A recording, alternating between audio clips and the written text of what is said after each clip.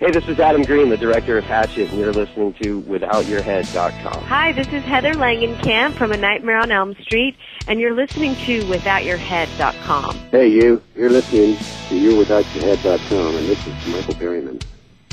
Don't touch that dial. We're gonna find you, we'll never mind you, we'll drag you home, and then we'll organ grind you. Oh, you'll be hurting behind the curtain. Oh, let me tell you that our victory is certain. We sing the undead cheer, hurrah! Rip your throat into ear, hurrah!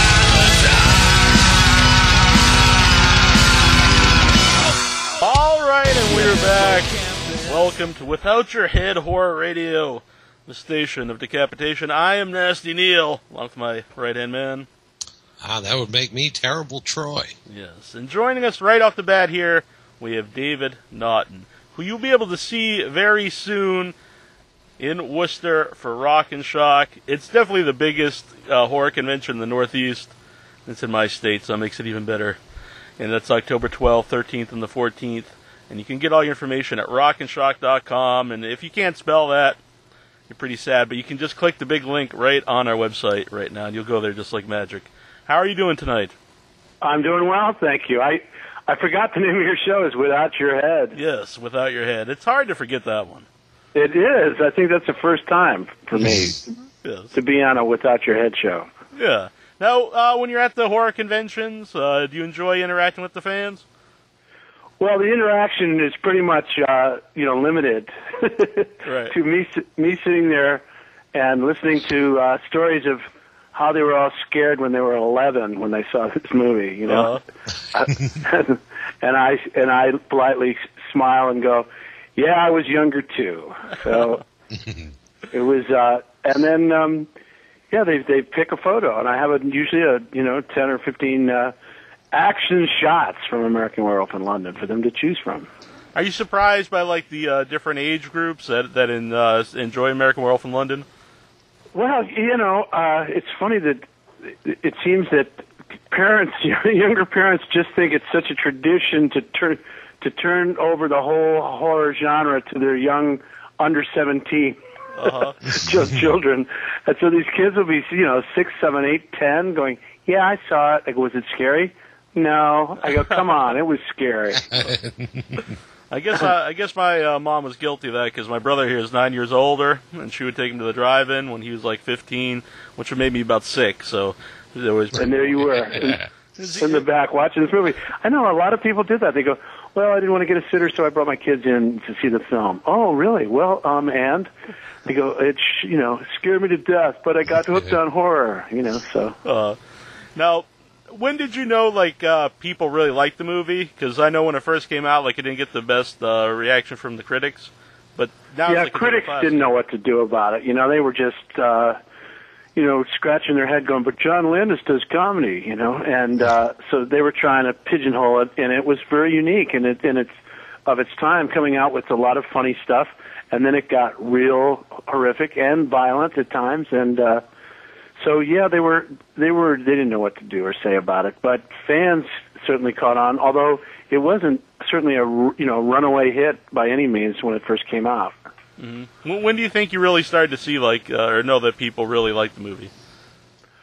Well, I used to like to go to see some of the reactions that I knew were scary, but I just wanted to be confirmed that people would jump out of their seats, which they did, on scenes like, the dream within a dream sequence, and coming, Jenny Agutter opening a curtain by a bedside in the hospital, and another little monster demon comes popping out, and that got a huge jump. People just freaked for that one, and a number of other times, they were particularly, mobile in their seats. I mean, they just literally jump. You say, "Oh, you'll jump out of your seat." Well, I actually saw that happen. Yeah.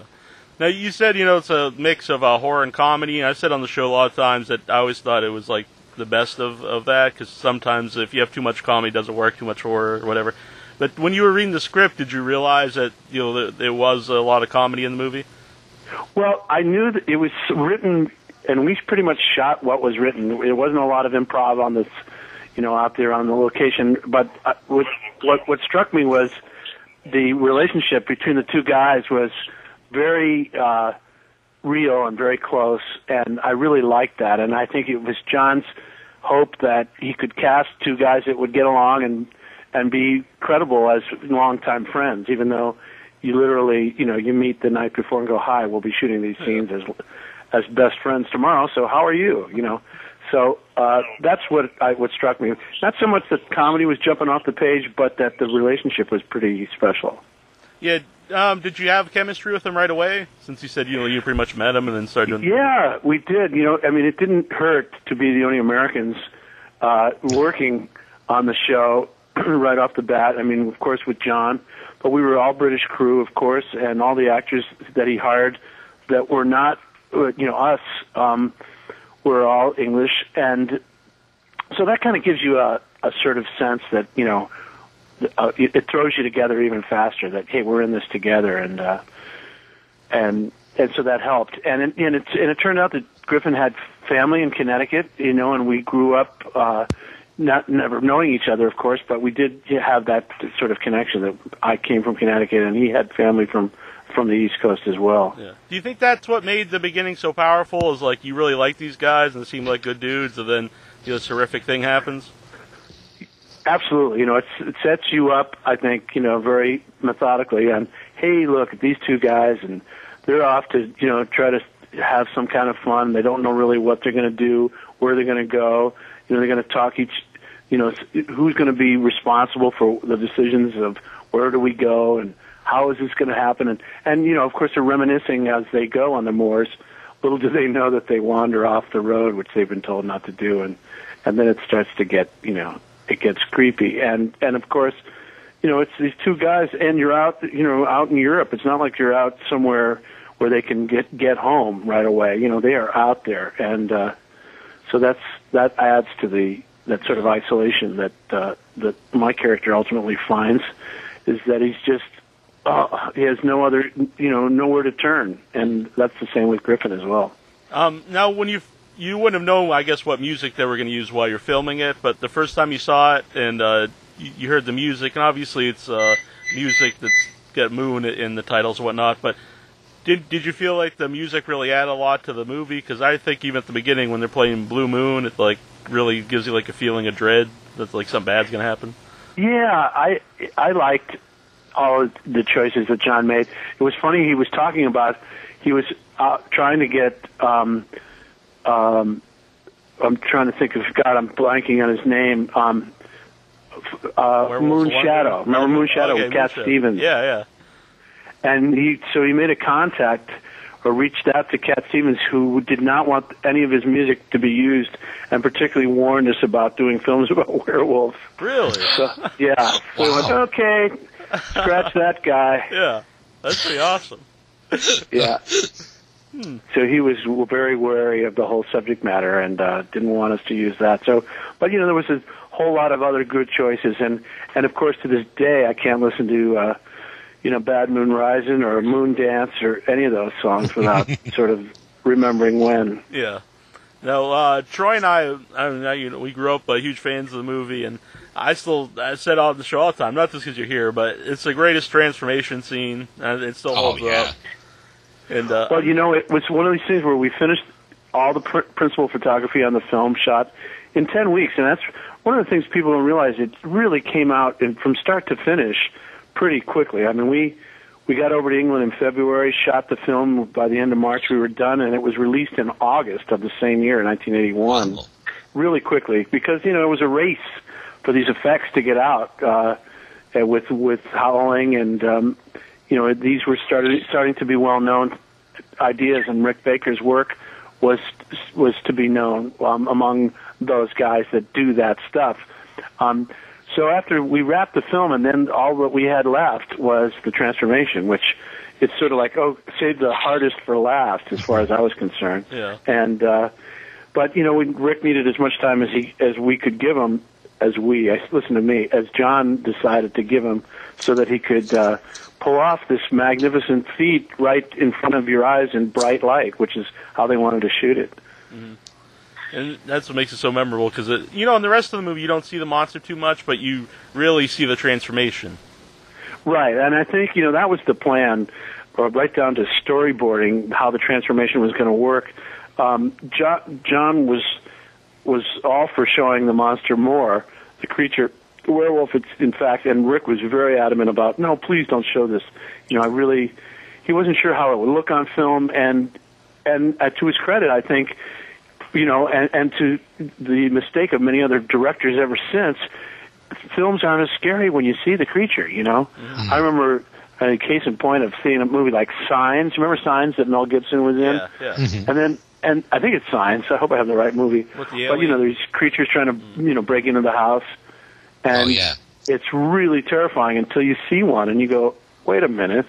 It's not scary. It's not as scary. So that was, I think, the intention, was just to see glimpses of this beast, and for the transformation to really see what happens to this guy that you've come to like, hopefully, and look what happens to him right at come the full moon. Did you think of anything specifically, like to show when you're like really trying to show a lot of pain, when you're starting to transform? No, it was just, if I don't get this right, we're going to be here longer. That was incentive enough. So that's enough, and it's true. I mean, this thing took 6 days to shoot for 2 minutes of this transformation, and I tell people I was in the makeup chair for 10 hours a day before I'd get out on the set to shoot, and John was going, don't complain, You're, it's not like you're the Elephant Man where you got to wear the makeup every day, Oh, okay, right. So I was just trying to get it done, really, at that point.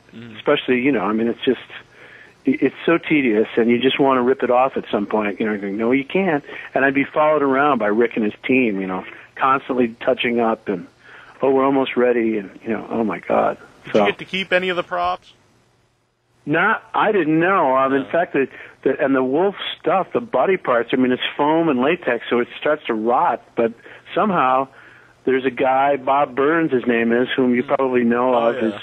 He has some of not all of it, but some of this stuff that was kept and preserved and retouched, and he has it sort of like in under glass as a sort of museum piece that he has out in California. But now that you mentioned that, I actually saw that on Sci-Fi Buzz once years ago when he. Well, yes, you did. Then he has a lot of stuff, but there was that, and Rick kept it part of the major change-o-head, as they were calling it, where the snout pushes out, which is a mechanical device. And he has it in his kind of wall of fame in his shop with his, I think, 6 Academy Awards at this point. So he's got quite an impressive collection of things from his films. Yeah. And the Change-O-Head was one of them. That's pretty awesome. We got a couple people here online. Max. All right, good. Yeah, Max. You have a question? Oh, hey, Neil. Hey. It's Matt, by the way.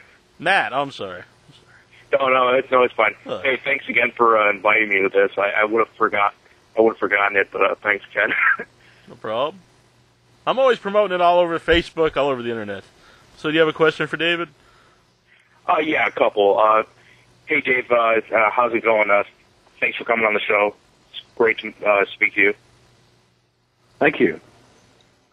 My first question for you is, can I have a piece of toast? What? Can I have a piece of toast? Yeah, it's ringing a bell. Griffin, doing his thing in the hospital room. That's pretty crazy, wasn't it? There was a case in point of the writing going against what you're seeing, which is sort of the brilliance of John's idea of, here's this guy, and they really lucked out with that glistening neck being torn apart that Griffin had and these little pieces dangling. It just is so gross. Meanwhile, the conversation is just light and lively, Exactly. Actually, that wasn't my first question. I just thought I had to ask it. Someone's going to ask it. But my real first question is, what was John's style of directing like? I assume he was like really laid back, because I've seen him in interviews where he's like really wide-eyed and animated and funny and such. That's just what he's like. I mean, there's no laid back in terms of describing John Landis ever. I mean, maybe when he sleeps, but other than that, he is hands on. He's very animated. He's very in tune. He doesn't miss anything that goes on in front of the camera, and so he's very decisive too in saying that's good. That's what I wanted. Or he would yell, which always confused the British guys, thinking a yelling director was an angry director, but John was not angry. He was just crazy. He's out of his mind and very animated, which makes for a very light set. I mean, light. The mood is light. Things are fun. There's never a dull moment. He'd also do things like try to tell one actor to do something different in a take, which I wasn't always keen of because you become the butt of the joke when you're the only one that doesn't know what's about to happen. But he would do that to get a realistic reaction from an actor and hopefully not throw him. He did that with Jenny and me a couple of times. Awesome. So it was always, there was always a question of what the tone, because we are dealing with pretty serious things that are going on to our characters. Exactly. But he always wanted to keep the tone light so that let the audience do the worrying, and I think he got it right. Yeah, that's cool. My second question is I read that for the transformation scenes, you said it was 10 hours, 18 hours of the whole day, just applying the makeup, filming, removing the makeup. Did that kind of hinder you or set you back as far as how you could perform? Well, you mean once? Well, I really felt a sort of a heavy obligation to once we get this makeup on to make it work. To pull it off in a performance. We certainly came to the mutual conclusion that the transformation was going to be something that happened while I was awake and conscious, and it wasn't going to be very pleasurable. So the whole time it's writhing in pain, which it gets tiring, but that was the way to go with it. And I think I was motivated to perform as best I could based on what I was seeing in the mirror during the makeup, going, "This is phenomenal! I can't believe this." How was it working with Rick, by the way? Just, like any artist, I mean, he was a perfectionist, so when I thought I was ready, I realized, I didn't realize so early in my life, in my career, that I'd be working with one of the best that Hollywood's probably ever had, one of the best artists, and certainly somebody who's going to be a legend, as a young guy, and he continues to be. I mean, he's the go-to guy in Hollywood still when it comes to anything that requires, not just horror, but all kinds of different effects. He's a real artist, a true artist. Oh, exactly. Now, one of my favorite scenes is in the porno house where you're talking the corpses. How difficult was it to keep a straight face while the porno movie was playing in the background?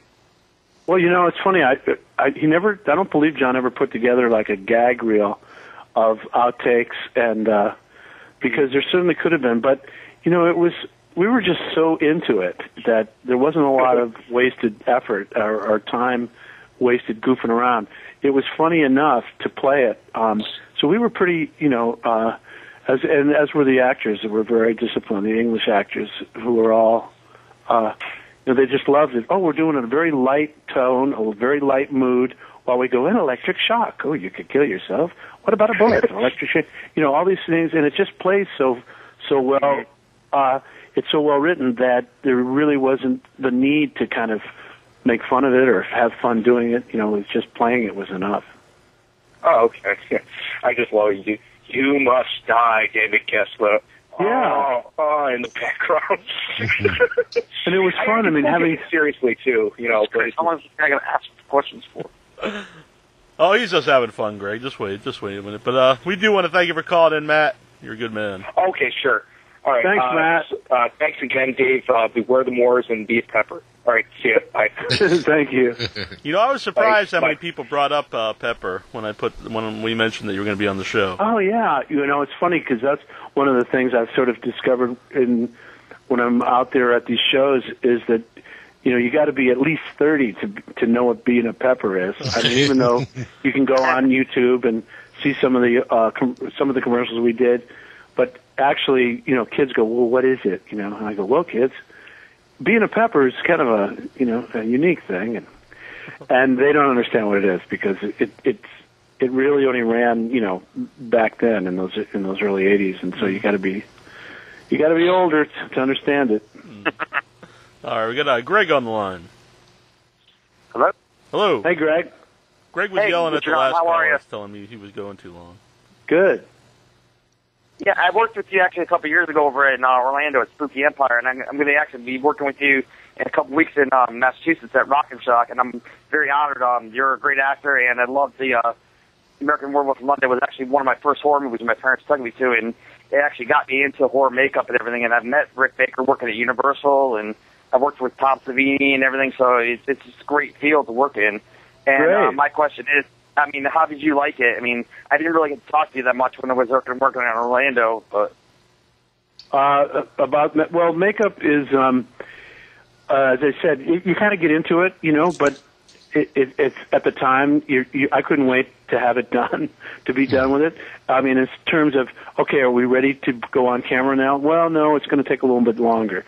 So I think since those days of these first early transformation movies, I think, makeup has certainly streamlined, and there's a lot of things that went on, that I went through with Rick that, they just don't do to actors anymore.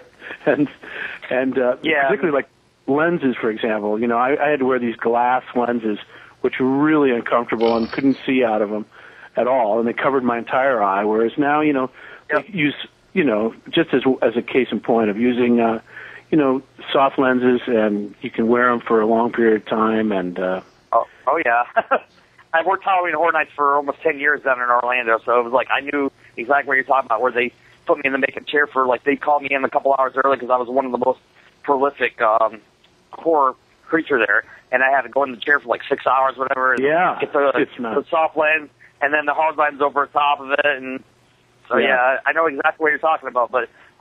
Like I said, a great movie overall, and like I said, I don't want to hold your time up. I just wanted to say that you were a great actor, and I can't wait to work with you again in a couple of weeks. So, great. Well, I look forward to it. Thanks so much for calling. Yep, and if you need anything, let me know. Thanks for calling in, Greg. Care. Now, that one caller, he brought up the toast, which I don't even remember that line actually. But what are what would you say? Which lines are quoted to you the most? Oh, things like, always stick to the road, stay up the moors. I didn't mean to call you a meatloaf. That's usually one, people just go, hi, David, like Mickey Mouse thing, just kind of real silly stuff like that. And no, American man stole my balloons. Right. That's my favorite one. And they go, what's that star on the wall for? They just, there's all kinds of little quotes. But, it's funny just that here we are 31 years later, and I'm still talking about it. Yeah. And doing a personal appearance in Worcester. So what the heck? I look forward to it. There was something I did want to ask about before I let you go here is I found out there's a Slaughtered Lamb pub in New York. I just wonder if you've ever been there. Yeah, I went years ago, and I just pretty much got ignored. Really? I was so shocked. I was so put off. I go, hey, look, it's in the Village. It's down in Greenwich Village, and it was called, I don't even know if it's still there, but it was busy. It was a daytime. We went in, and we pretty much got ignored, and I looked around and went, okay, I guess we got to leave. So it was pretty uneventful, but I just remember kind of, not getting the reaction that I didn't expect. I won't plug their website now. They should have gave you a free meal or something. I mean, jeez. I'm going to take one last call here. We got Dr. Chris on the line. Hello. Hello. Hi. Hi. It's great to talk to you, David. I met you at Super Mega Fest a couple of years ago. That was a great meeting you then. Oh, sure. That's a good show. Yeah, definitely. It would be great to have you at Rock and Shock. I had a unique question, which I haven't heard asked a lot of times, but or hardly ever, is when they released it on Blu-ray and DVD, they twilighted the hell out of the cover, and they did it the same thing for Catherine Bigelow's vampire movie and Buffy the Vampire Slayer 2. What did you think of the cover art for American Werewolf in London? Because they really tried to capture that Twilight audience with your movie. Oh, well, that's an interesting point. I don't know exactly when Twilight came out, but I would have assumed the Blu-ray came out before it. But, I just always liked each kind of thing that they've put out, particularly when they have bonus scenes. We didn't have a lot of extra scenes that we shot for the film, but they did do that Paul Davis Beware the Moon documentary, which was included later, I think, in the Blu-ray. And that was particularly interesting because of the fact that of the time and energy and expense that this guy went to interview everybody that had ever worked on the film. And, in fact, his completed final cut of his documentary was longer than the movie itself. So I always thought that was funny. But I've always enjoyed it, and, of course, it's made me go out and buy, Blu-ray and so on. I even had a laser disc. I mean, if you remember those. Oh, God, yeah, wow. So I've had all versions of it, even the albums, Miko's Impressions of American Werewolf in London. Who remembers Miko, And it was an album of songs, and none of which appeared in the film or listened on the soundtrack. But what are you going to do? Were you disgusted that they made such a terrible sequel? Well, I was just, I was disappointed that it was even allowed to be called a sequel, because it didn't make any sense as a film on its own, let alone to be connected with one. It was terrible. Yeah, and it wasn't particularly very well received. So, yes, I've been asked questions about it all these years, and I just still kind of shake my head going, somebody made a deal somewhere. Someone on the Facebook mentioned that there's talks of a remake of the movie. Yes, that's apparently true. I went, oh, my goodness, really? Hell? Yeah. Yep. That's such bull crap. There's no reason. Well, it's the money, somebody gets an extra $5 million or whatever, but Hollywood, because they're running out of ideas. Right. It's a Hollywood deal, another way to wring out a few extra dollars. Why you would do it, but it's like, it's not the only film that they've tried to do a remake of, and oh no, Nightmare on Elm Street they totally ruined without Robert Englund. I mean, come on now. Right.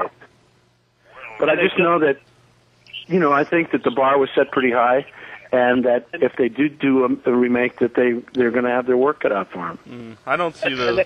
It's going to be hard to ever top the transformation scene for me, especially. Well, Rick Baker said he would never do the remake either. I bet. Yeah. Well, Dr. Chris, thank you for calling in, man, and we'll see you at Rocket Shock. Yeah, definitely see you at Rocket Shock. And you guys are coming on the show that weekend, too. Yes. You better. You're always calling in here. You better let me on the show. Hey. Thanks for calling in. Bye. Bye. Bye-bye. All right. Well, all right, guys. Yeah, we want to thank you for coming on. Thanks so much. Really appreciate it. And it's nice to have your guests on the show. Thanks, and David. I look forward to seeing you in Worcester. Hey, everybody. This is Tyler Main, and you are listening to withoutyourhead.com. I still got mine. You got yours?